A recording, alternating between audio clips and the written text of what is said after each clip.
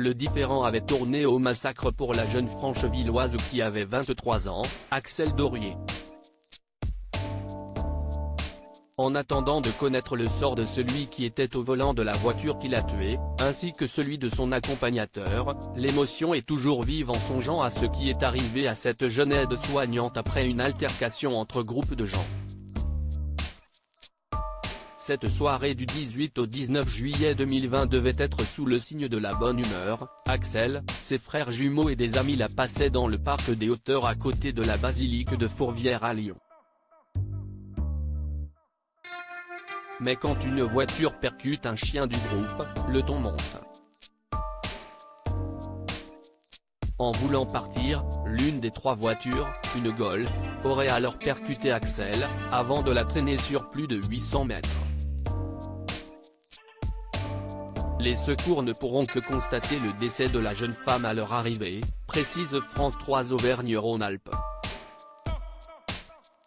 Le meurtrier présumé de la jeune femme va comparaître du 17 au 20 janvier 2023 devant la cour d'assises du Rhône pour violence avec arme ayant entraîné la mort sans intention de la donner, indique France 3. Il sera jugé pour avoir volontairement renversé puis traîné sur presque 1 kilomètre celle avec qui il venait d'avoir une dispute. Le passager du véhicule sera lui aussi jugé lors de ce procès. Il s'agit de deux jeunes hommes, 19 et 22 ans au moment des faits, qui ont pris la fuite avant de se rendre quelques heures plus tard à la police. Écroué depuis qu'il cesse de dénoncer, l'homme au volant est, depuis ce drame, abattu. Son avocat David Metaxa a déclaré, « Il porte le deuil. Il est encore sous le choc de ce qui s'est passé.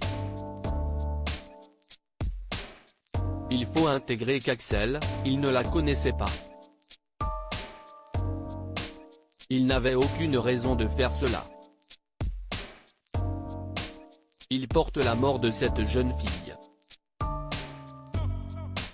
Mais il n'a jamais voulu tuer Axelle. Point, il veut s'expliquer vis-à-vis de la famille d'Axelle, et vis-à-vis des magistrats. Il est sous le poids de la culpabilité, mais n'a jamais voulu ce qui s'est passé. » De son côté, la famille d'Axelle Dorier est brisée psychologiquement.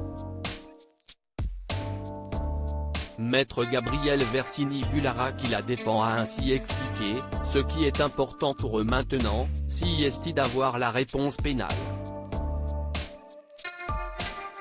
Ils sont demandeurs de savoir quelle sentence va être prononcée. Ils se disent enfin, nous y sommes.